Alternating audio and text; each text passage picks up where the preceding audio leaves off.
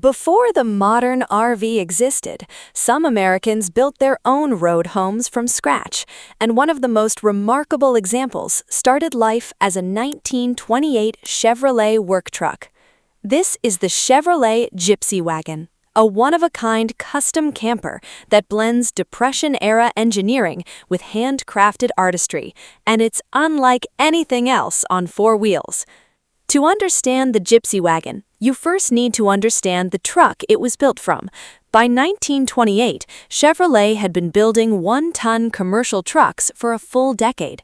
The division launched its one-ton line back in 1918, and by the late 1920s, those trucks had become a serious commercial force in America. Chevrolet was competing hard against Ford at the time, and their one-ton trucks were known for being both mechanically capable and commercially successful. The 1928 model year was a pivotal one for Chevrolet's one-ton lineup. Three separate series were produced that year: the LM, the LO, and the LP. The LM had carried over from 1927 mostly unchanged. The LO replaced it early in the year as a transitional model. Then, midway through 1928, the LP arrived, and that's where things got serious.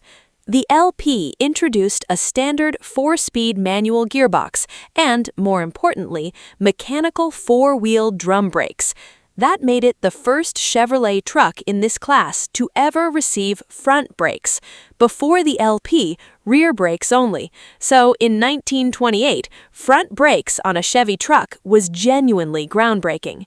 The Gypsy Wagon was built on the one-ton chassis and later transformed into something the original Chevrolet engineers almost certainly never imagined. From the outside, the Gypsy Wagon immediately grabs your attention. The front end is pure 1928 Chevrolet, a tall, upright cab with a flat hood, round headlights mounted high on either side of the grille, and wide running boards along the flanks. The truck cab retains its original period-correct appearance, but from the cab backward, everything changes. The rear of the vehicle features a fully custom wooden cabin, handcrafted and mounted onto the truck chassis. The woodwork is detailed and precise, and across the sides and rear of that wooden structure, you'll find stained glass windows. Real stained glass, the kind you'd expect to see in a church, not on a truck rolling down the highway. The overall silhouette is tall and boxy, with a strong visual contrast between the vintage steel truck front and the warm, handcrafted wooden living quarters at the rear. It's part antique commercial truck, part traveling home, and part rolling piece of folk art. The original 1928 Chevrolet one-ton trucks were powered by a 171 cubic inch overhead valve inline four-cylinder. That engine displaced approximately 2.8 liters and was fitted with a Carter one-barrel carburetor, solid valve rifters, and, new for 1928, larger valves and aluminum pistons. Power output was rated at 35 horsepower at 2,200 RPM. That was actually an improvement over earlier models, which only made 26 horsepower. Chevrolet's overhead valve configuration gave it a technical edge over the Ford Model A's flathead engine of the same era, even if the raw numbers were modest. Now, the Gypsy Wagon as it exists today has been upgraded. The original four-cylinder has been replaced with a more modern 4.3-liter Chevrolet V6 engine, mated to a four-speed automatic transmission. That swap gives this nearly 100-year-old chassis the reliability and drivability needed for real-world road use. You can actually drive this thing today without significant mechanical anxiety. The LP series trucks also featured a powered takeoff on the gearbox, a system that let the drivetrain power external equipment, much like a tractor. That feature speaks to the agricultural and industrial world these trucks were originally built to serve. Driving the Gypsy Wagon is fundamentally a vintage truck experience, but with modern upgrades that make it practical. The 4-speed automatic transmission handles gear changes smoothly, removing one of the biggest challenges of driving older vehicles.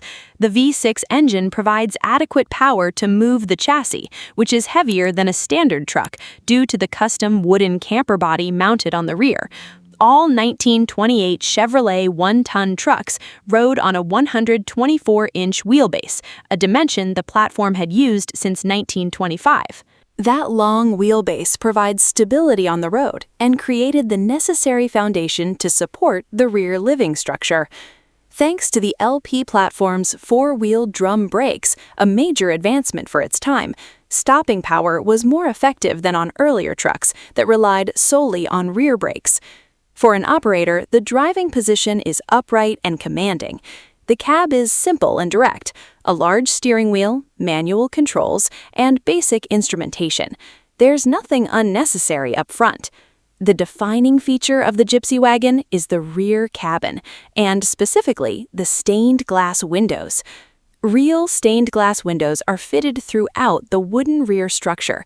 This is an extraordinary detail on what started life as a commercial utility vehicle. The craftsmanship required to fit stained glass into a mobile wooden structure and to do it in a way that is functional and roadworthy is not a small undertaking. Inside the rear cabin, the woodwork is equally detailed. The space includes a double bed, a kitchenette, and a dedicated seating area, all contained within a structure built almost entirely from wood. This wasn't a factory option.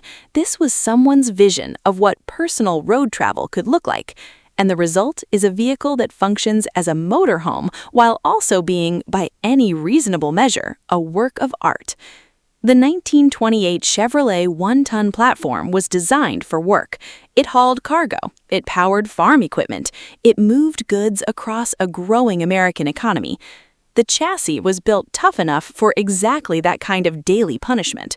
The Gypsy Wagon took that industrial backbone and reoriented it around a completely different purpose: personal travel and living.